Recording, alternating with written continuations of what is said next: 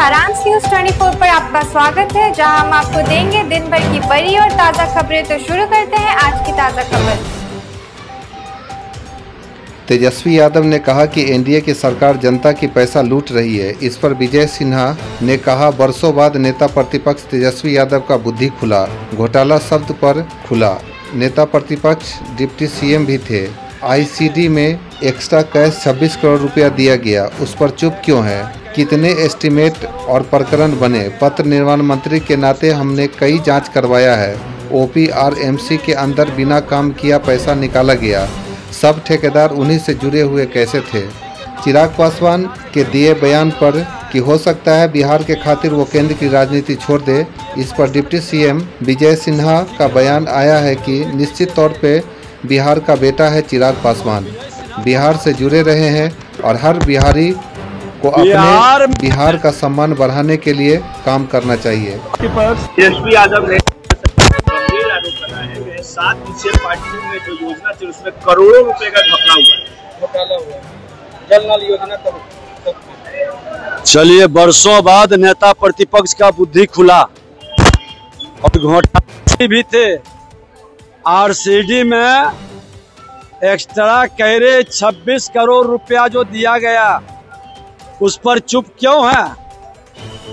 जितने एस्टीमेट और प्राकलन बने, पथ निर्माण मंत्री के नाते विजय सिन्हा ने कई जांच करवाया है। ओपीआरएमसी के अंदर बिना काम किए पैसा निकला। सब ठेकेदार उन्हीं से जुड़े हुए कैसे थे? और विजय सिन्हा को पथ निर्माण से हट। बिहार में अभिनेता अब सीएम नहीं बनेगा, नेता सीएम बनेगा जो जनता के सेवक रहेगा। अब खलनायक की जरूरत नहीं है, बिहार को नायक की जरूरत है। और जो जमीन से उठ करके जनता के बीच अपना विश्वसनीयता बना के आया है, जो सोने के चम्मच लेकर बाप माई के नाम पर राजनीति कर रहे हैं, ऐसे लोगों से जनता मुक्ति चाह रहा है। बंगाल में जिस तरीके से घटना घट रही है, अब तो जो वहाँ के सांसद है, बीजेपी के लीडर है, एक्टर भी है, उन्होंने कहा है राष्ट्रपति शासन लागू होना चाहिए। पश्चिम बंगाल ममता बनर्जी पश्चिम बंगाल को पूरी तरह से बांग्लादेश में बदलने का मन मिजाज बना चुकी है।